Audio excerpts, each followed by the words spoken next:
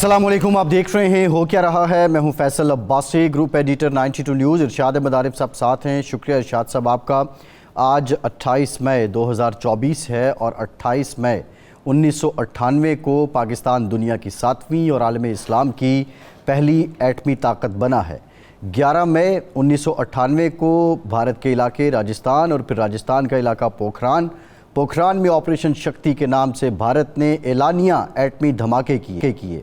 ठीक उसके 17 रोज़ के बाद पाकिस्तान ने इसका जवाब दिया। भारत ने जब एटमी धमाके किए तो उस वक्त वो सीना तान कर कहता था कि अब हम अखंड भारत का जो मंसूबा है उसकी तरफ गामज़न हैं। लेकिन 17 रोज़ बाद पाकिस्तान ने जब एटमी धमाके किए, भारत को जवाब दिया, तो उसके बाद उस वक्त बीजेपी की हुकूमत और LK अडवाणी इनके मुंह खामोश हो गए।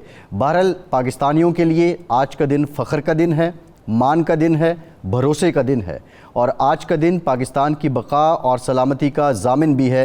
इस मौके पे हम पाकिस्तानियों को मुबारकबाद भी पेश करते हैं और पाकिस्तान का जो दिफा है और पाकिस्तान के साथ जो मोहब्बत है यकीनी तौर पे उसकी तजदीद का दिन भी है। पाकिस्तान एटमी कुव्वत कैसे बना, आज के प्रोग्राम में ये कहानी आपके सामने रखेंगे। इसमें पाकिस्तान की सिविल हुकूमतों का किरदार क्या रहा, पाकिस्तान के अंदर जो दौरे आमरीत रहे, जो मार्शल लॉ एडमिनिस्ट्रेटर रहे, उनका किरदार क्या रहा और बिलखुसूस पाकिस्तान एटॉमिक एनर्जी कमीशन और दीगर इदारे जो इस सारे मामले में अपने फ़राइज़ मनसबी अदा करते रहे, उनकी कुर्बानियाँ क्या हैं। डॉक्टर अब्दुल कदीर ख़ान को भी आज यकीनी तौर पे याद करना बनता है। मोहसिन पाकिस्तान का टाइटल उन्हें दिया गया और उनकी टीम, इसके साथ साथ दीगर जो साइंटिस्ट हैं और इसके अलावा बहुत से ऐसे नाम हैं वो जो इस सारे मंसूबे में अपना किरदार अदा करते रहे हैं। इस पर कुछ मुफस्सल गुफ्तगू करेंगे। साथ ही साथ आज 28 मई 2024 को मुस्लिम लीग नून के कायद नवाज शरीफ फिर से मुस्लिम लीग नून के पार्टी सदर बन गए हैं। एक निजी होटल में लाहौर में ये तकरीब हुई है। इस तकरीब में मुस्लिम लीग नून की क़यादत ने, रहनुमाओं ने, कारकुनान ने शिरकत की है। आज तवक्को ये की जा रही थी कि 18 मई को जो नवाज शरीफ साहब ने तकरीर की थी CWC की मीटिंग में, उससे हट के कोई बात करेंगे। आज तवक्को ये भी की जा रही थी कि प्रोग्रेसिव पॉलिटिक्स जो मुस्लिम लीग नून का खासा है उससे मुताल्लिक कोई लाइन ऑफ एक्शन दिया जाएगा कि पंजाब में और वफाक में नवाज शरीफ की हुकूमत क्या कुछ करेगी। लेकिन नवाज शरीफ साहब ने माजी पे ही तकिया किया। बिलखुसूस उनके बकौल जो उनके साथ नाइंसाफ़ी हुई 2013 से लेकर 18 का अदवार कैसा था, फिर साबिक चीफ जस्टिस साकिब निसार से मुतालिक आज उन्होंने फिर बात की कि मेरे कारकुनान ने उनका फ़ैसला रद्दी की टोकरी में डाल दिया है। ये तकरीर कैसी थी? क्या मुस्लिम लीग नून की आने वाली सियासत और पॉलिसी और हुकूमतों का जो तरीक़ाकार है वो वाज़ेह होगा या फिर अभी तक अबहाम बाकी हैं? इरशाद साहब, सबसे पहले आज का दिन ज़ाहिर है आपने इसको बड़ा क्लोजली विटनेस किया। 1998 में जब भारत की तरफ से धमाके कर दिए गए, उसके बाद पाकिस्तान बड़ी सोचो विचार भी कर रहा था। बहुत ज़्यादा मशवरा साजी के बाद पाकिस्तान एटमी क़ुव्वत बना। लेकिन ये कहानी शुरू कहाँ से होती है, मरकज़ी किरदार कौन है और 75-76 सालों में पाकिस्तान ने ये जो अचीव किया है इसमें बुनियादी वो कौन सी सिफ़ात हैं जो पाकिस्तानियों ने अपनाई? देखिए अब्बास साहब, ये काम तो इसमें कोई शक ही नहीं है कि जनाब जुल्फ़िकार अली भुट्टो ने शुरू किया। उस वक्त जब पोखरान के धमाके हुए 1974 में, तो भुट्टो साहब ने एक इजलास किया मुल्तान में, जिसमें फ़ौजी कमांडर थे, जिसमें साइंटिस्ट थे और जिसमें हुकूमत की अहम शख्सियात थीं। और उन्होंने कहा कि जी हम घास खा लेंगे लेकिन एटम बम बनाएंगे। बड़ा मशहूर भी हुआ, मशहूर बाद में ये फ़िक्रा बहुत मशहूर हुआ।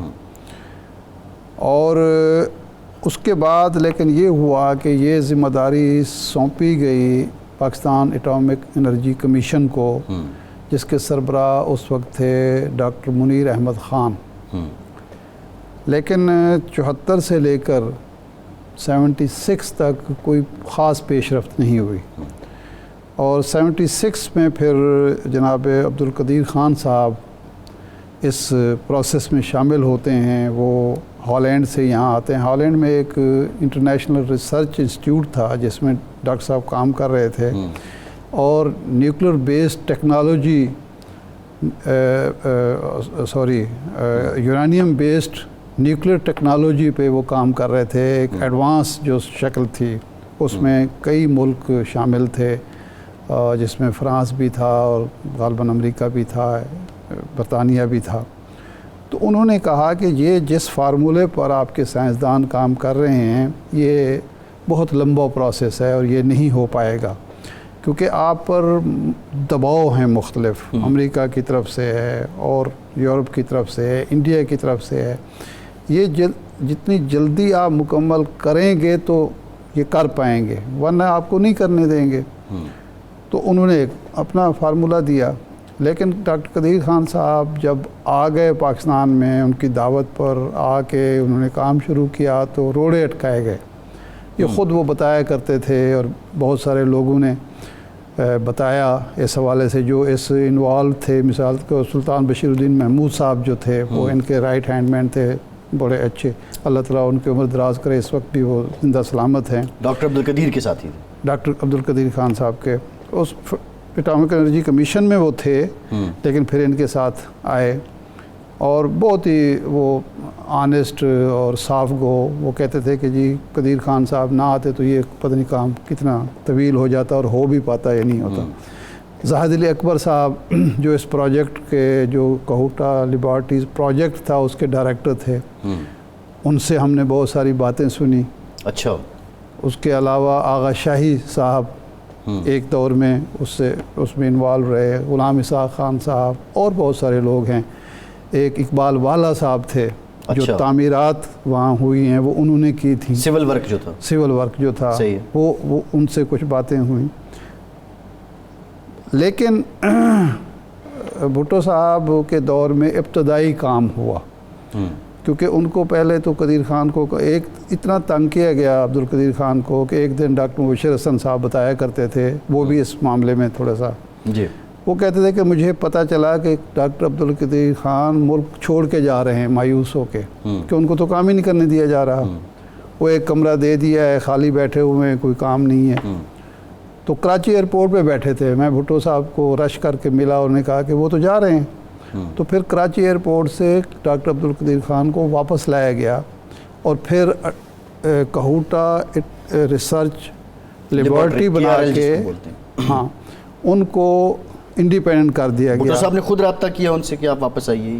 قدیر وہ وہاں سے فون کیا گیا ان کو, کہا کہ واپس آ جائیں, اور وہ واپس پھر آ گئے. تو انہوں نے شرط یہ رکھی کہ جی میں انڈیپینڈنٹ کام کروں گا, میں ان کے ساتھ نہیں کام کر سکتا. یہ بابو لوگ جو ہیں یہ نہ کام کرنا چاہتے ہیں نہ کام کرنے دینا چاہتے ہیں. بابو گیری کا مسئلہ تب بھی تھا. اس میں کچھ اور چیزیں تھیں, منیر احمد خان کے حوالے سے کچھ اور باتیں بھی تھیں. بہرحال جو بھی صورت ہوئی, لیکن پھر بھٹو صاحب کی حکومت ختم ہو گئی. اب بھٹو صاحب کی جب حکومت ختم ہوتی ہے تو یہ تاثر ابھرتا ہے کہ یہ سارا کچھ جو ہوا ہے بھٹو صاحب کے خلاف, جو رجیم چینج آپریشن ہوا ہے, مقصد اٹامک پروگرام رول بیک کرنا ہے یا اس سے روکنا ہے, اس کو ختم کرنا ہے. لیکن حقیقت یہ ہے کہ اس پر کام تیز ہو گیا اور ضیاء الحق نے غلام اسحاق خان کو جو سیکرٹری فائنانس تھے اور زاہد علی اکبر کو کہا کہ جی یہ کام جو ہے جو کچھ خان صاحب کہیں جس طرح کہیں اس کو جلدی سے جلدی مکمل ہونا چاہیے. اور 77 سے 82 تک 82 میں ہم ایٹمی قوت بن چکے تھے. جی ٹھیک ہے جی. اور یہ جو بات اب بات کی جاتی ہے کہ قدیر خان صاحب جو تھے وہ تو نیوکلیر فزکس کے یا اس کے نہیں آدمی تھے, لیکن یہی تو ان کا کارنامہ ہے کہ وہ فزکس کے آدمی نہیں تھے, لیکن مینجمنٹ ان کی ایسی, نیوکلیر ٹیکنالوجی کے آدمی نہیں تھے, لیکن انہوں نے یہ کام کر دکھایا. ارشاد صاحب سوال یہ ہے, دیکھیے آپ نے یہ کہا کہ تاثر جنم لیا جب بھٹو صاحب کا سارا رجیم چینج ہوا. 79 میں بھٹو صاحب کو پھانسی بھی ہوگی کہ شاید یہ پاکستان کا جو ایٹمی پروگرام ہے اس پہ کام روکنے کی سازش ہے. جنرل ضیاء الحق کا جو دور تھا وہ اس لحاظ سے بڑا کرٹیکل تھا کہ ہم افغان وار میں تھے اور امریکہ کے ساتھ تھے. امریکہ کی نظروں سے ہم نے پروگرام کو بچایا کیسے, یا امریکہ کو اس بات کا علم تھا؟ یا ہماری اسٹریٹجی بڑی کامیاب تھی کہ اس کو خبر ہی نہیں ہونے دی ہم نے؟ نہیں، میں نہیں سمجھتا. میرا نقطہ نظر یہ ہے، اور یہ بہت سارے جن لوگوں نے اس پر لکھا ہے، بات کی ہے، وہ یہ ہے کہ ضیاء الحق نے یہ جو افغان وار تھی یا افغانستان میں جو افغان اسٹریٹجی تھی ہماری، اس کو یوز کیا ہے اپنے اٹامک پروگرام کی کمپلیشن کے لیے، کہ امریکہ کو انگیج رکھا اور اس کو اس طرف آنے نہیں دیا کہ وہ ہم پر کوئی پابندی اس وقت لگا سکے، ہمیں تنگ کر سکے. اس دور میں آپ کو پتہ ہے کہ وہ ارشد جو تھے وہ ہوئے، بریگیڈیئر ایئر کموڈور غالباً تھے یا بریگیڈیئر انعام تھے، ان پر گرفتار ہوئے. یہ ہوتا رہا سارا کچھ. جی ٹھیک ہے نا جی. امریکہ کی طرف سے دباؤ بھی آتا رہا، امریکہ ہمارے لوگوں کو گرفتار بھی کرتا رہا، رکاوٹیں بھی ڈالتا رہا. خریداری جو تھی، ظاہر ہے ہم سب کچھ ہم نے باہر سے خریدنا تھا، لیکن اس کے ساتھ ہی ساتھ وہ یہ ہے کہ کسی نہ کسی حد تک، کیونکہ امریکہ نے ہر سال ایک سرٹیفکیٹ دینا ہوتا تھا، صحیح، اور وہ ہم اس افغان وار کی وجہ سے وہ سرٹیفکیٹ لے لیتے تھے. دوسرے کور ہم نے جو فرانس کے ساتھ معاہدہ تھا بجلی بنانے کے لیے، روسو کے ساتھ بھٹو صاحب نے رکھا، وہ بھی رکھا. اچھا شاہ صاحب ایک اور اس میں دیکھیں ایک چیز جو آپ بات اتنا عرصہ گزر گیا، ہمیں یہ افغان وار کا کیا فائدہ ہوا؟ وہ بھائی اگر یہ کوئی اور بعد میں بنا کے دیکھتا، ایران نہیں بنا سکا نا.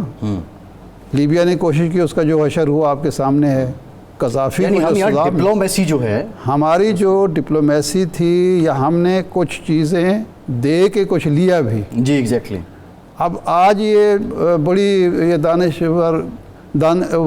دانشوری بگاڑتے ہیں کہ جو دیکھیے ہم تو کلاشن، اسے ان کو کلاشن کوف یاد ہے، اور ان کو یہ یاد نہیں ہے کہ یہ اتنا بڑا جو اچیومنٹ ہے ہماری، ہم جو سیکیور ہوئے ہیں. دیکھیں 1970 میں 71 میں پاکستان ٹوٹ گیا تھا، اور اس کے بعد بھارت کے عزائم میں کوئی کمی نہیں آئی. دیکھیں نا، جب دھماکے ہوتے ہیں 11 مئی کو 98 میں، میں 98 پہ آ رہا ہوں شاہ صاحب. 11 مئی سے لے کے 28 مئی تک 17 دن کا ٹائم ہے. نواز شریف صاحب وزیر اعظم میں، اس دوران کیا مشورے ہوئے؟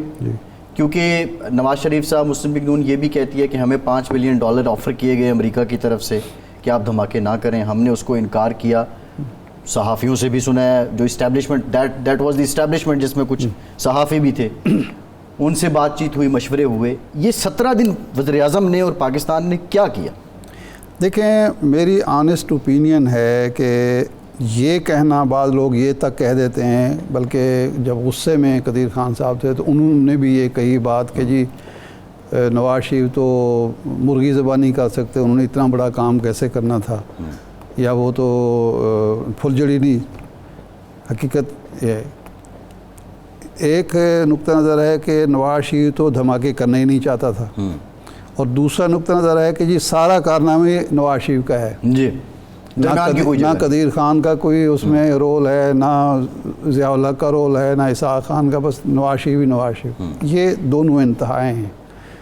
درمیان کی بات اور حقیقت جو ہے وہ یہی ہے کہ جب یہ انڈیا نے دھماکے کیے، میاں نواز شریف صاحب ملک سے باہر تھے، غالباً یہ دوشنبے میں تھے، جی، ایک دورے کے سلسلے میں. صحیح.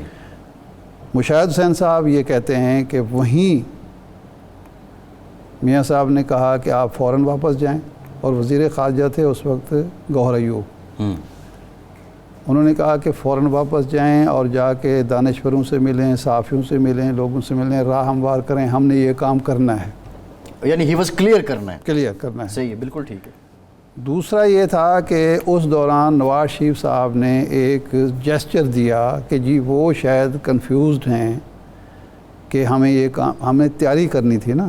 یہ کام ایسا تو نہیں تھا کہ ہم اسی وقت پھلجڑی چھوڑنی تھی. ظاہر بات ہے کہ وہاں وہ ٹنل جو ہم نے بنائے ہوئے تھے ان کو کھولنا تھا، ان کو اپڈیٹ کرنا تھا، ہم نے چیزیں پہنچانی تھی وہاں جو ضروری، وہ کام ادھر چل رہا تھا، اور ادھر رائے عامہ کو ہم نے ہموار کرنا تھا، انٹرنیشنل کمیونٹی کو، کیونکہ وہ تو الرٹ ہو گئی تھی نا انڈیا کے کہ بھائی انہوں نے کرنا ہے، تو روکنے کے لیے بھی ہم پر دباؤ آ رہا تھا. تو وہ جو 17 دن ہیں بیسیکلی وہ تیاری کے لیے درکار تھے. صحیح ہے.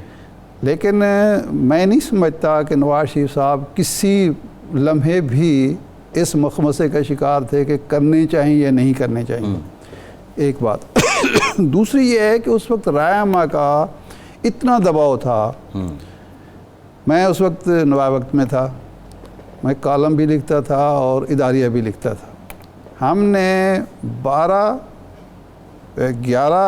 مئی سے لے کر 28 مئی تک ڈیلی اداریہ صرف اسی مسئلے پر لکھا ہے, اور میں نے بھی کم از کم یہ 16 یا 17 کالم لکھے ہیں. زاہد ملک صاحب کی ایک کتاب ہے جس میں انہوں نے میرے کچھ کالم نقل بھی کیے ہیں, اور یہ کہا بھی ہے کہ یہ مسلسل ڈیلی بیسس پہ کالم لکھ رہے تھے اسی ایشو پہ, کیونکہ نوائے وقت کی ایک پالیسی تھی. زاہد ملک صاحب, جی ہاں, زاہد ملک صاحب. مجید نظامی صاحب نے ایک میٹنگ میں جب نواز شریف صاحب نے مشاورت کی, بہت سارے ہمارے صحافی دوست خلاف بھی تھے اس کے, ان کی اپنی ایک رائے تھی, تو مجید نظامی صاحب نے کہا کہ میاں صاحب آپ دھماکے کریں ورنہ قوم آپ کا دھماکہ کر دے گی. یہ ان کا ایک مشہور جملہ تھا, بڑا مشہور ہوا تھا.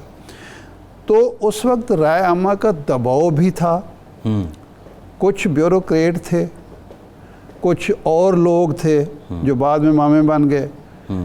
وہ کہہ رہے تھے کہ جی مثلاً یہ باقاعدہ کیبنٹ میٹنگ میں یہ بھی ہوا, کچھ لوگوں نے کہا کہ جناب اس کو 1 سال کے لیے مؤخر کر دیں. جی. تو میاں صاحب نے پوچھا کہ 1 سال کے لیے کیوں مؤخر کر دیں؟ کہتے جی ہمارے بچے وہاں پڑھ رہے ہیں, وہ ان کو وہاں سے یونیورسٹی یا کالج سے نکال, وہ تعلیم ہاں بابو, یعنی ہر دونوں طرح کے بابو تھے کہ ہمارے بچوں کی تعلیم متاثر نہ ہو. ایسے لوگ بھی تھے, ایسے لوگ بھی تھے جو میاں صاحب کو کہہ رہے تھے کہ جی یہ $5 ارب بڑی اماؤنٹ ہے, مزے کریں گے, اگلے سال 2 سال ہم مزے کریں گے, یہ لے لیں. یہ بھی تھا. اچھا ایک بات کی بہرحال, اچھا کچھ لوگ یہ کہتے ہیں, گوہر ایوب خان صاحب نے یہ کہا ہے کہ جی میاں صاحب تذبذب کا شکار تھے, انہوں نے اپنی کتاب جو ہے اس میں یہ کہا ہے.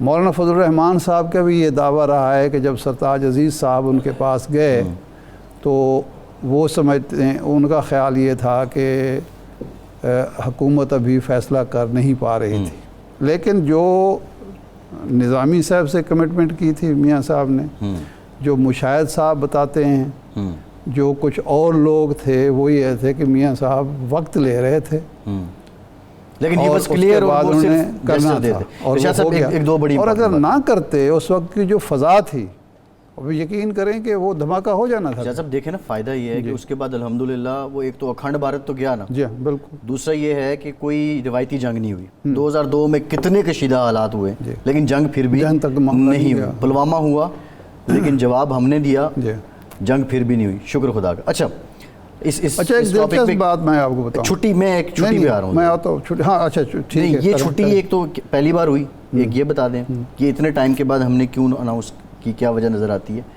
دوسرا ارشاد صاحب, کچھ بابوؤں کا آپ نے ذکر کیا کہ ان کے بچے کہتے ہیں کہ باہر پڑھتے ہیں. کچھ رپورٹڈلی ایسے لوگ ہیں کہ جنہوں نے یہ بڑا مشکل کام ہے, ریڈیشنز میں زندگی گزار دی, کوئی عجیب مطلب بیماریاں لگ گئیں, اپاہج ہو گئے. آج کا دن یقینی طور پہ خواہ وہ کوئٹہ لیبارٹری کے لوگ ہیں یا اٹامک انرجی کمیشن کے لوگ ہیں, سب قابل فخر ہیں, قابل داد ہیں. ڈاکٹر عبدالقدیر خان صاحب, ڈاکٹر عبدالقدیر خان کی جو ٹیم تھی, سلطان بشیر الدین محمود صاحب تھے, یہ سمر مبارک صاحب کو بھی کریڈٹ جاتا ہے. بہرحال کسی نہ کسی اٹامک انرجی کمیشن بھی تو اس میں انوالو تھا. لیکن یہ کہنا کہ قدیر خان کے علاوہ کسی سائنسدان کا جو کمانڈنگ رول ہے, یہ غلط بات ہے. صحیح ہے. وہ آئیڈیا بھی قدیر خان کا تھا, یہ نیوکلیر اپنا یورینیم بیسڈ کا ڈیزائن بھی ان کا تھا, تکمیل بھی ان کے ہاتھوں ہوئی. اس میں تو کوئی شک ہونا ہی نہیں چاہیے. یہ بڑی بدقسمتی کی بات ہے کہ خود نواز شریف صاحب نے اس وقت قدیر خان کو پیچھے دھکیلنے کی کوشش کی اور پھر ان کو ریٹائر کیا گیا, جو زیادتی تھی. صحیح ہے. اور پرویز مشرف نے تو حد کر دی, کہ انتہا کر دی کہ جی اس آدمی کو ذلیل کرنے کی کوشش کی. یعنی جو جرائم پرویز مشرف نے یا ان کے ساتھیوں نے کیے تھے, ان کا ملبہ قدیر خان پر ڈالنے کی کوشش کی. اب چھٹی کی بات کی تھی, ایک بات کر کے آگے بڑھتے. جب نواز شریف صاحب نے یہ دھماکے کر دیے تو ایک میٹنگ بلائی کیبنٹ کی اور اس میں فیصلہ کیا کہ ہم اب اپنی معیشت کو بہتر کریں گے اور چھٹیاں ختم کر دیں گے. اچھا اب تو آج چھٹی ہو گئی نا, اس وقت جو چھٹیاں معیشت بہتر نہیں ہوئی, انہوں نے کہا کہ چلو چھٹی تو کرو. تو اس وقت میاں صاحب نے 23 مارچ کی چھٹی ختم کر دی, یوم اقبال کی ختم کی, یوم اقبال کی چھٹی ختم کر دی, 6 ستمبر کی چھٹی ختم کر دی, لیاقت علی خان کی چھٹی ختم کر دی, کئی چھٹیاں ختم کر دیں. صحافیوں کو جو پرنٹ میڈیا کے صحافی تھے, ہماری 14 چھٹیاں ہوتی تھیں. مجید نظامی صاحب بھی مشورے میں شریک ہو گئی, صرف 4 چھٹیاں کافی ہیں, ایک 2 عید کی, ایک محرم کی, ایک 12 ربیع الاول کی. وہ پھر خیر حاکروں نے اور جو اخبار فروش یونین نے انہوں نے کر کے وہ 6 کرا لی. اس وقت یہ میاں صاحب اور میاں صاحب کا ساتھی اور شہباز شریف صاحب تھے کہ چھٹیاں ہونی نہیں چاہیے, 24 گھنٹے پورا ہفتہ کام ہونا چاہیے. جی آج چھٹی کر دی ہے. یعنی اس وقت جب معیشت ہماری قدرے بہتر تھی اس وقت چھٹیوں کی ضرورت نہیں تھی, آج چھٹی کی ضرورت پڑ گئی ہے. یہ خالصتاً ایک سیاسی فیصلہ ہے, اس کا کوئی یوم تکبیر سے تعلق نہیں ہے, کوئی خوشی منانے سے. بس خوشی تو اس وقت ہونی چاہیے تھی نا, پہلے سال چھٹی ہوتی, وہ تو نہیں ہوئی. لیکن یہ ہے کہ آج چھٹی کر دی گئی. اب اور اچانک چھٹی کا ویسے ہی اچانک چھٹی کا جو فیصلہ ہوا اس کی وجہ سے پھر مختلف قسم, کسی نے کہا جی سیفر کیس کو مؤخر کرانا مقصود تھا, کسی نے کہا کہ جی کل شام جو سب سے زیادہ خوشی محسوس کی گئی وہ سرکاری ملازمین میں تھی, اچانک چھٹی. ان کی تو ہوگی, ان کو واٹس ایپ گروپس میں پوچھ رہے تھے دس از اتھینٹک, از دس اتھینٹک, نوٹیفیکیشن کریں. وہ ایک گروپ میں نے کہا جی 100% اتھینٹک, مجھے مارو. تو بہرحال شاہ صاحب ایک بریک لیتے ہیں, بریک کے بعد میاں جو آج کی تقریر تھی, ہم یہ توقع کر رہے تھے کہ جو یہ باتیں ہم نے کی 28 مئی کو, اس سے پہلے کیا کچھ ہوتا رہا وہ اس پہ فوکس کریں گے, کوئی پروگریسو پالیٹکس جو مسلم لیگ نون کا خاصہ رہی ہے اس پہ لائن آف ایکشن دیں گے. یہ سب کچھ نہیں تھا, شکوے تھے. یہ تقریر کیسی تھی, ٹھنڈی تھی یا کارکن اس سے پرجوش ہو گئے, کوئی تحریک آئے گی؟ بریک کے بعد اس پہ بات کرتے ہیں.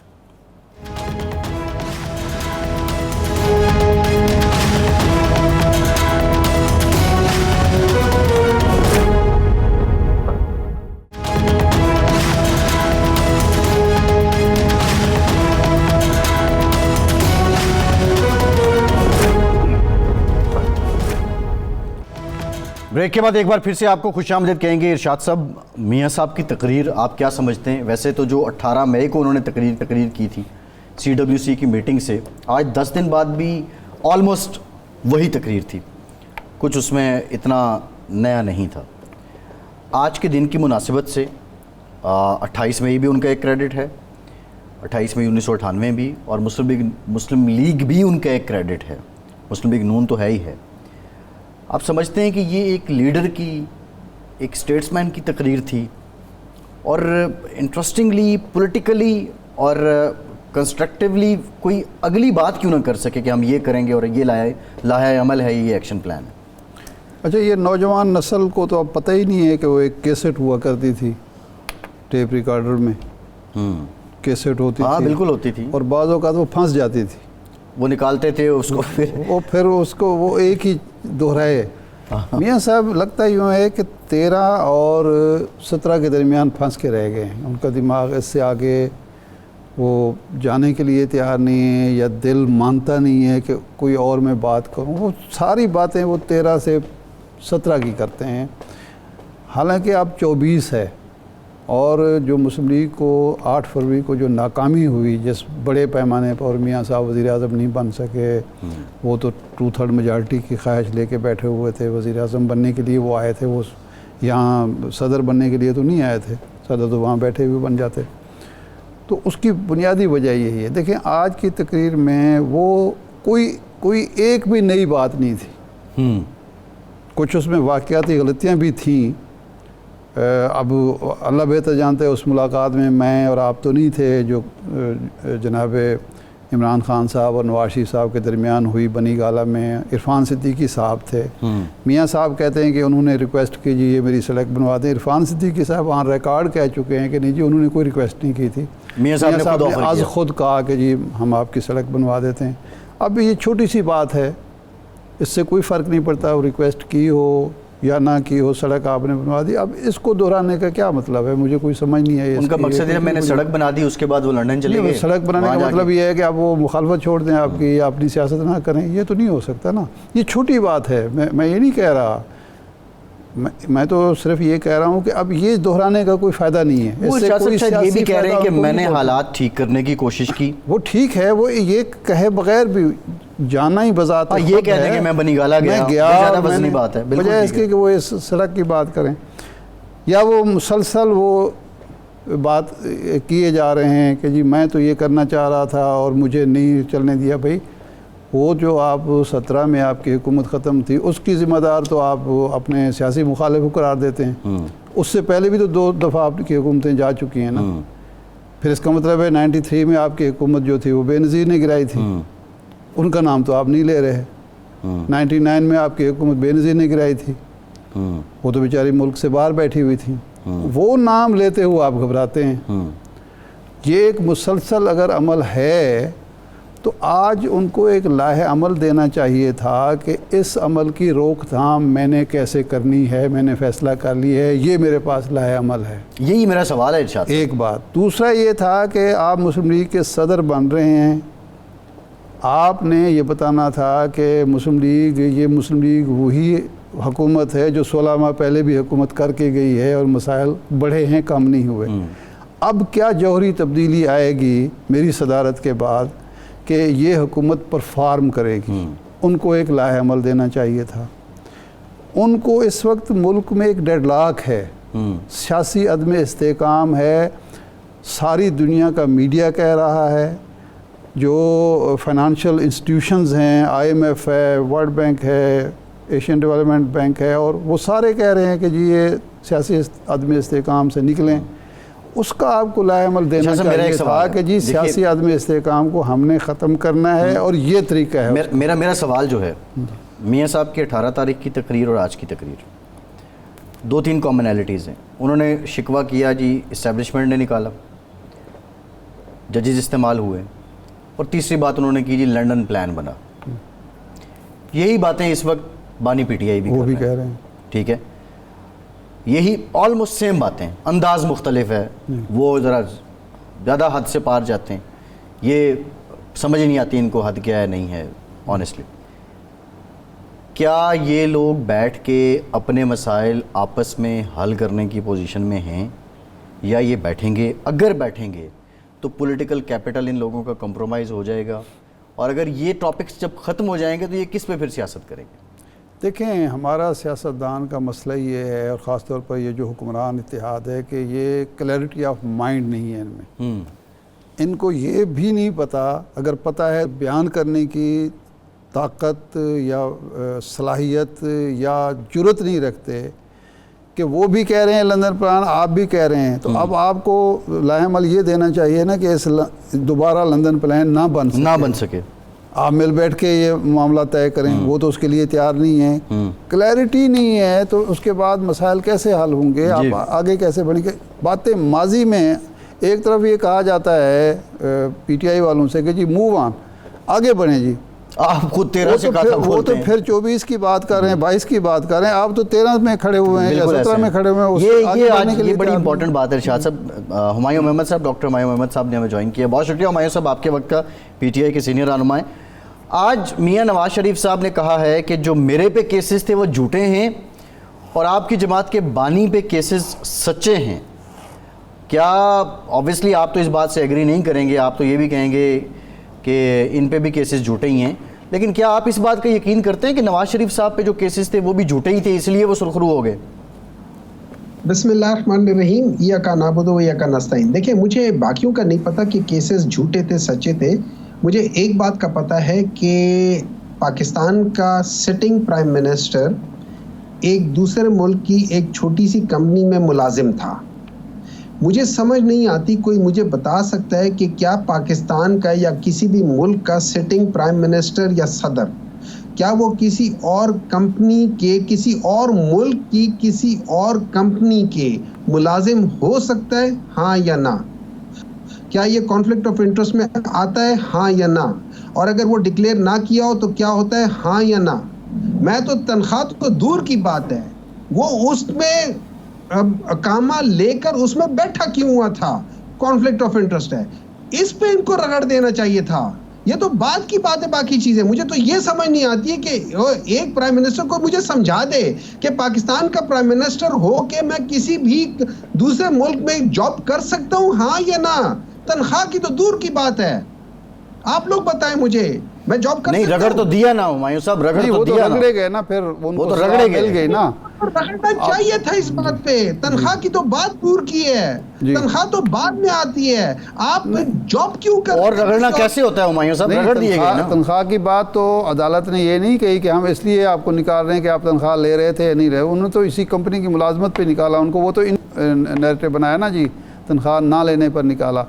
سوال یہ ہے کہ کیا میاں نواز شریف صاحب کو سزا اس بات کی ملی کہ وہ ایک بیٹے کی کمپنی میں ملازمت کر رہے تھے، یا کچھ اور باتیں تھیں اور سزا دینی مقصود تھی اور اس کے لیے کیس بنا دیا اور گیا؟ آپ کو لانا مقصود تھا. یہ اس لیے ان کی بات میں وزن ہے کہ آج بھی جب آپ کے لیڈر کو سزائیں ملتی ہیں تو آپ یہی کہتے ہیں کہ مقصد ان کو سزا دینا ہے، یہ کیس ایسے بنا لیے جاتے ہیں. اچھا دیکھیں، یہاں پہ میرا ایک میرا ان بائسڈ اوپینین ہے. ایک میرا ان بائسڈ اوپینین ہے، وہ یہ ہے کہ سزا کبھی ایک پولیٹیشینز کو مل رہی ہوتی، کبھی دوسرے پولیٹیشین کو مل رہی ہوتی، کبھی تیسرے پولیٹیشین کو مل رہی ہوتی ہے. لیکن ان سب کی مینیورنگ جو ہوتی ہے وہ کسی ایک جگہ سے ایک طاقتور حلقے سے آ رہی ہوتی ہے. اس چیز کو ختم ہونا چاہیے. یہ چیز سب سے غلط ہے. اس کی وجہ یہ ہے، اس کی وجہ یہ ہے کہ یہ پولیٹیکل مینیورنگ جب ہوتی ہے نا، یہ پاکستان کے اندر پولیٹیکل میرٹ کو خراب کرتی ہے.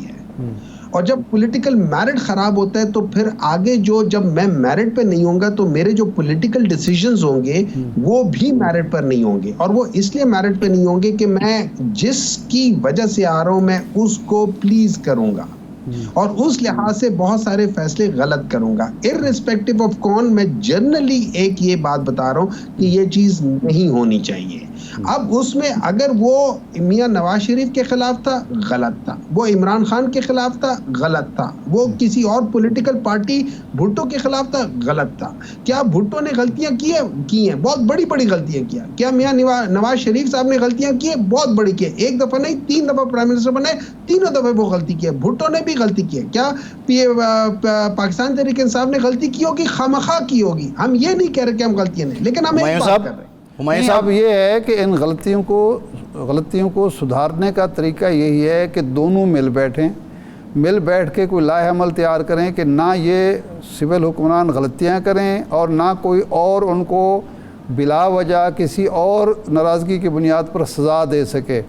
تو آپ مل بیٹھنے کے لیے تیار نہیں ہیں. آپ کہتے ہیں جی نہ ہم مسلم لیگ سے بات کریں گے، نہ ہم پیپلز پارٹی سے بات کریں گے، نہ ایم کیو ایم سے بات. تو پھر یہ بات آگے بڑھے گی کیسے؟ آپ ایک بات بتاتا ہوں. دیکھیں، پاکستان تحریک انصاف، سارے لوگ کہتے ہیں پاکستان تحریک انصاف اور جماعت علماء اسلام کے درمیان میں بہت زیادہ تحفظات تھے اور اینیموسٹی تھی، ٹھیک ہے. لیکن اس کے باوجود ہم نے ان سے بات کی.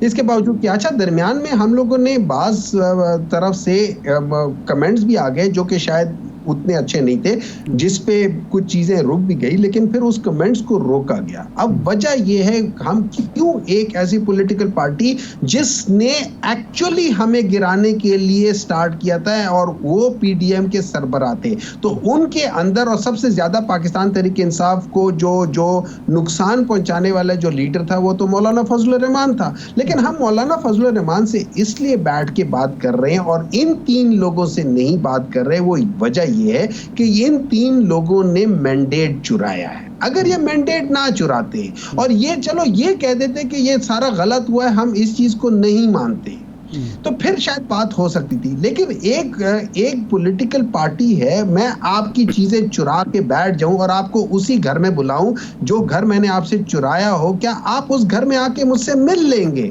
آپ کبھی نہیں ملیں گے. دیکھیں، ایک ہیومن سائیکی ہوتی ہے، ایک پولیٹیکل سائیکی ہوتی ہے. آپ ہمایوں صاحب، بات یہ ہے کہ وہ یہ کہتے ہیں جواباً کہ 18 میں آپ نے ہمارا مینڈیٹ چرایا یا کسی نے چرا کے آپ کو دیا، اب کسی نے ہمیں دے دیا چرا کے، تو حساب برابر ہو گیا، آپ مل بیٹھیں. میں آپ کو بتا دیتا ہوں 18 مئی کی جب آپ بات کرتے ہیں 2018 کی بات کرتے ہیں ٹھیک ہے 2018 میں عمران خان نے اوپنلی کہا تھا کہ حلقہ بتاؤ کون سا کھولوں. انہوں نے کوئی حلقہ نہیں بتایا, ہم تو حلقے بتائیں. ہم آج بھی کہتے ہیں, دیکھیں ڈیٹا اس وقت بھی پڑا ہوگا, ہم آج بھی کہتے ہیں اس وقت کے 2024 میں کہتے ہیں کہ آپ سمجھتے ہیں اگر پاکستان تحریک انصاف کا کے پی میں یا کسی جگہ پہ آپ سمجھتے ہیں کہ غلط پاکستان تحریک انصاف کو مینڈیٹ ملا ہے, آپ حلقہ بتاؤ, ہم کھولتے ہیں. ہم حلقے بتاتے ہیں, آپ کھولو. ڈاکٹر صاحب کیا وجہ ہے, ڈاکٹر صاحب سوال یہ ہے, ایک سوال ہے کہ کیا وجہ ہے کہ کے پی میں دھاندلی نہیں ہوئی جہاں پہ آپ جیتے ہیں, باقی جگہوں پہ دھاندلی ہو گئی. حکومت تو اس وقت بھی کے پی میں تو آپ کی نہیں تھی, نگراں حکومت تھی اس وقت بھی, ملک جو کنٹرول ہو رہا تھا نگراں حکومت تھی, کاکڑ صاحب وزیر اعظم تھے. یہ کیا ہو گیا؟ کیا پنجاب میں آپ کا ووٹر اتنا جاندار نہیں تھا؟ مطلب کے پی جسٹیفائڈ ہے, پنجاب جسٹیفائڈ نہیں ہے؟ نہیں دیکھیں, میں یہ بات نہیں کہتا ہوں کہ کے پی جسٹیفائڈ نہیں ہے. میں کے پی میں آپ کو کس نے کہا کہ دھاندلی نہیں ہوئی ہے؟ میں آپ کو گنا کے بتاتا ہوں. تقریباً 22 سیٹیں ایسی ہیں جس میں ہمارا لیڈ اگر 40,000 یا 50,000 تھا یا 60,000 تھا, اس کو کم کر کے 7,000, 8,000, 6,000 کر دیا. نمبر 2, تقریباً کوئی 12 خیال میں 8 یا 10 سیٹیں یا 12 سیٹیں ایسی ہیں جس میں ہم آج بھی سمجھتے ہیں کہ ہمارا مینڈیٹ ہے وہاں پہ, وہ ہم سے لیا گیا ہے. ہم تو یہ سمجھتے ہیں کہ ہمیں وہاں پہ ہمیں اور کم کیا ہوا ہے, ورنہ ہم اس سے بھی زیادہ لیتے. جتنی سیٹیں ہم نے لیے ہم اس سے زیادہ لیتے. ان کے پاس تو 2-3 سیٹوں سے زیادہ شاید ملتی ہی نہ ان کو پروونشل میں, اور نیشنل میں شاید 1 سیٹ یہ نکال جاتے. ہمارا تو یہ حساب کتاب ہے. نمبر 2, ہم لوگ یہ کہتے ہیں کہ دیکھیں بات یہ ہو جاتی ہے کہ یہ بات آج سے نہیں ہمیشہ سے ہوتی آ رہی ہے. خاص طور پہ جو ایک فری اینڈ فیئر الیکشن ہوا تھا اس کا رزلٹ ان لوگوں کے ایکسپیکٹیشن سے بہت بدل کر آیا تھا. وہ تھا 1971 کا. اس میں جب مجیب الرحمان جیت کر آیا تھا وہ 167 سیٹس لے گیا تھا, اور بھٹو جو تھا جس کو شاید لوگ چاہتے اچھا ڈاکٹر صاحب ایک بریک لیتے ہیں, ڈاکٹر صاحب ایک بریک لیتے ہیں, بریک کے بعد ذرا آئیں گے. کل جو آپ یہ قصیدے بیان کر رہے ہیں فضائل مجیب الرحمان کے, اس کی کیا وجہ ہے؟ کل تک تو آپ نواز شریف کو مجیب الرحمان سے ملاتے تھے. ایک بریک کے بعد بات کرتے ہیں.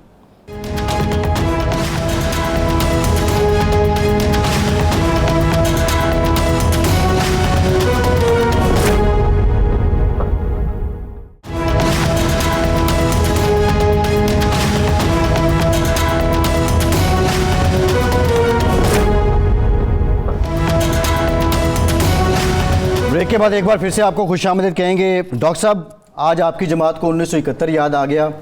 شیخ مجیب الرحمان کو آپ ہیرو بنا کے پیش کر رہے ہیں.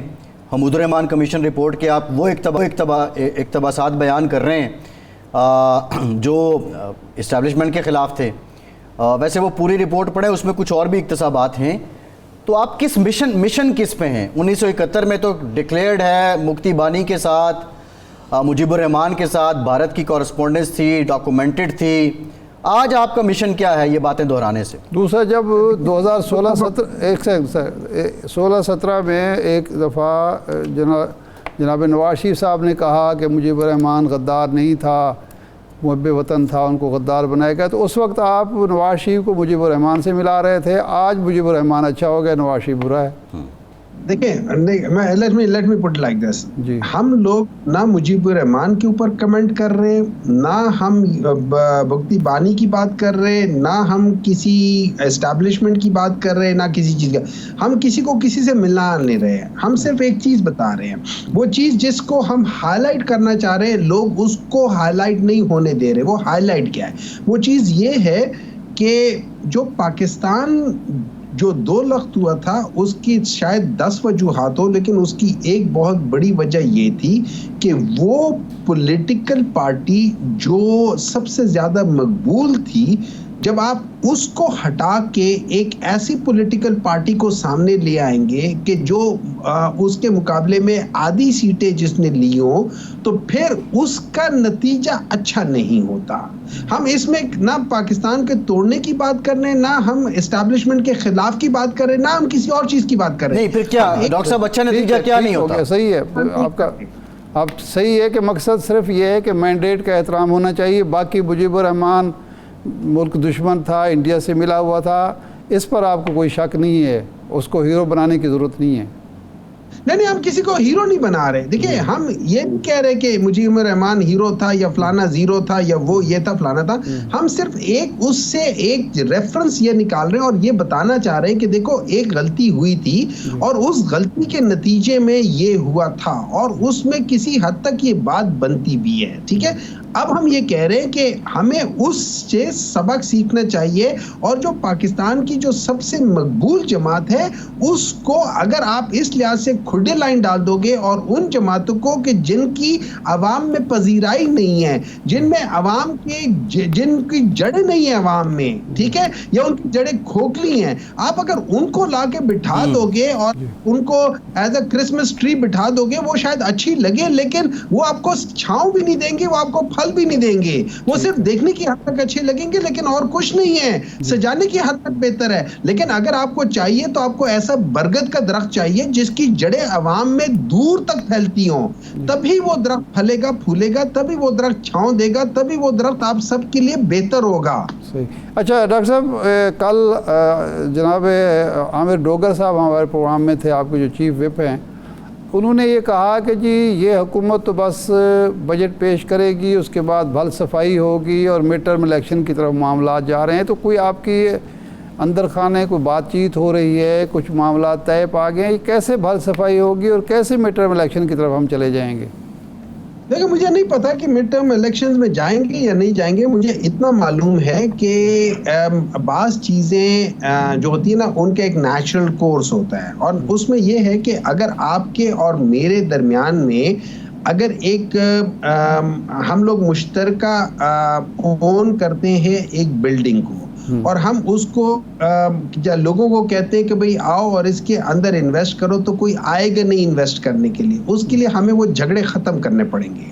اگر ہم جھگڑے ختم نہیں کریں گے تو آپ کو مجھے دونوں کو نقصان ہوگا. تو اس لحاظ سے اگر یہ جو حکومت وقت ہے اگر یہ اپنے عقل استعمال نہ کرے اور یہ اس چیز پہ قائم رہے کہ ہم لوگ نہیں اس طریقے سے کر جائیں گے, تو اگر آپ پچھلے 1 سال کا ڈیٹا دیکھ لیں تو آپ کو پہلے 36% کا نقصان ہوا تھا, کم ہو گئی تھی آپ کی فورن ڈائریکٹ انویسٹمنٹ. پھر درمیان میں جب الیکشنز کی بات آئی تو آپ کی فورن ڈائریکٹ انویسٹمنٹ ذرا بڑھ گئی تھی, لیکن اس کے بعد 10% مزید کم ہو گئی. چائنا نے 50% کم کر دیا ہے, دبئی نے 66% کم کر دیا, جاپان نے تقریباً 70% اپنا فورن ڈائریکٹ انویسٹمنٹ کم کر دیا ہے. تو جب ہم ان چیزوں کو سامنے دیکھ کر کرتے ہیں اور آگے ہم یہ دیکھتے ہیں کہ لوگ آپ کے ساتھ کیا کریں کیسے جا رہے, تو مجھے یہ ڈر ہے کہ وہ بڑا مشکل ہو جائے گا. اب اس کی بیسس پہ کچھ چیزیں نہیں ہوتی, یہ لوگ نہیں چلا پاتے. IMF واپس چلا گیا, انہوں نے زیادہ آپ سے بات چیت نہیں کی, واپس چلا گیا. یہ ساری چیز ہوتی ہے, یہ اچھا شگن نہیں ہے. اب اس کے لیے بہتر یہ ہے کہ اگر آپ نے کرنے, دیکھیں at the end of the day یہ ہم سب کا گھر ہے, ٹھیک ہے. اگر ہماری یہ لڑائی ہوتی رہے گی کہ یہ بیڈ روم میرا ہے, یہ بیڈ روم تمہارا ہے, اور میں اپنے وہ پائپ وہ چونکہ میں اوپر والی سٹوری میں تو ٹینکی بند کر دوں گا, یہ ٹینکی کا پانی وہ کر دوں گا, اس سے اس گھر کو نقصان ہوگا. تو اس کے لیے طریقہ یہ ہے, اس کو آگے لے جانے کے لیے طریقہ یہ ہے کہ سب سے پہلے ہم بیٹھ جائیں اور ڈسکس کریں. اچھا اس میں بیٹھنے کی بھی ضرورت کون کون بیٹھے ڈاکٹر صاحب, کون بیٹھے ڈاکٹر صاحب, کون بیٹھے؟ سر میں کہتا ہوں بیٹھنے کی بھی ضرورت نہیں ہے. سمپل یہ کریں, جو آئین ہے اس کو فالو کریں. اگر آئین کہتا ہے کہ کوئی پروونس ڈیزالو ہوتا ہے یا کوئی اسمبلی ڈیزالو ہوتی ہے, اس کے 90 ڈیز کے اندر الیکشنز ہو. اگر آئین کہتا ہے کہ آپ نے یہ کام کرنا ہے اور یہ نہیں کرنا, 10A 10 19 25 جو بھی آرٹیکلز ہے, 244 جو بھی آرٹیکلز ہے, اگر آئین ان کی بات کرتا ہے تو آئین کی ساتھ چلنا چاہیے. اور اس کے ساتھ جو بیسک چیز ہے وہ فری فیئر اور ٹرانسپیرنٹ الیکشنز ہونے چاہیے. اب میں آپ کو ایک بات بتاتا ہوں, اگر سب کا مسئلہ ہے ٹرانسپیرنٹ الیکشنز کا تو اس میں کوئی بعید نہیں ہے. اگر آپ 20 ارب روپے آپ کو صرف اور صرف اس چیز پہ کر سکتے ہو کہ یار یہ ہم نے ایکس کو بند کرنا ہے, ہم نے سوشل میڈیا پہ کرنا ہے, تو وہاں پہ 30 ارب ڈال کے یا 40 ارب ڈال کے آپ پاکستان کے دوبارہ الیکشنز کرا لو. جو پارلیمانی ہسٹری ہے, خاص طور پہ چونکہ ہم فالو کرتے British form of parliamentary form of government, تو اگر آپ اس کی ہسٹری میں جائیں وہاں پہ 1 مہینے بعد, 2 مہینے بعد, 3 مہینے بعد الیکشنز ہوئے ہیں. لوگوں نے خود جب ان سے ایک چیز, ڈاکٹر صاحب یہ ساری باتیں ٹھیک ہے, ڈاکٹر صاحب اکیڈیمیا کے لحاظ سے باتیں ٹھیک ہیں, فلسفی کے لحاظ سے باتیں ٹھیک ہیں, گراؤنڈ ریالٹی یہ ہے کہ اس وقت عوام میں پتہ نہیں نجی محفلیں آپ کی ہوتی ہوں گی، عوام میں آپ ایک دوسرے کا منہ دیکھنا پسند نہیں کرتے ہیں، پھر آئین کی بالادستی کیسے ہوگی جب آپ ٹاکنگ ٹرمز میں ہی نہیں ہیں آپ لوگ، حکومت اور آپ، میری مراد یہ ہے، تو یہ ٹاکنگ ٹرمز اور بیٹھنا یہ کیسے ہوگا؟ دیکھیں میں ایک بات بتا دیتا ہوں، ہمیں ایک دوسرے کے ساتھ ٹاکنگ ٹرمز میں ہونے کی ضرورت بھی نہیں ہے. اگر میں اپنا کام ٹھیک کروں، آپ میری بات کرتے ہیں، میں ان کا منہ دیکھنا چاہتا ہوں، عوام ان کا منہ دیکھنا نہیں چاہتی ہے. جو عوام کے ساتھ کیا، میں آپ کو ایک بات بتا دیتا ہوں، آپ کو پتہ ہے کہ آج پاکستان جس حال میں بیٹھا ہوا ہے اس کی وجہ یہ ہے کہ ہم گراؤنڈ ریالٹی کی بات کرتے ہیں، ہم وہ آئیڈیلزم کی بات نہیں کرتے. ہم لوگ نہیں کہتے کہ، ہم کہتے کہ نہیں گراؤنڈ ریالٹی. اور گراؤنڈ ریالٹی کیا ہے؟ یہ جسٹس منیر کا جو نظریہ ضرورت ہے وہی گراؤنڈ ریالٹی ہے نا. ہم اس سے کب نکلیں گے؟ ہم کب اس طرف جائیں گے کہ جب باقی دنیا کیوں صحیح جگہ پہ ہے؟ کیونکہ وہ گراؤنڈ ریالٹی سے زیادہ جو آئیڈیلزم ہے، جو صحیح طریقہ ہے اس کو اپنا رہی ہے. ہم کہتے ہیں گراؤنڈ ریالٹی ہے، تبھی تو ہم گراؤنڈ ہوئے ہیں. باقی سب لوگ کہاں پہنچ گئے؟ انڈیا 1980s میں ہم سے پیچھے تھا، آج وہ ہم سے کتنا آگے ہے؟ اچھا اس کی وجہ یہ کیا ہے؟ یہ دو خاندان ڈاکٹر صاحب ٹائم ختم ہو گیا ہے، ٹائم ختم ہو گیا. شکریہ آپ کا ارشاد صاحب، آپ کا شکریہ. آج کے پروگرام سے اتنا ہی، فیڈ بیک ضرور دیجیے گا. اجازت دیجیے.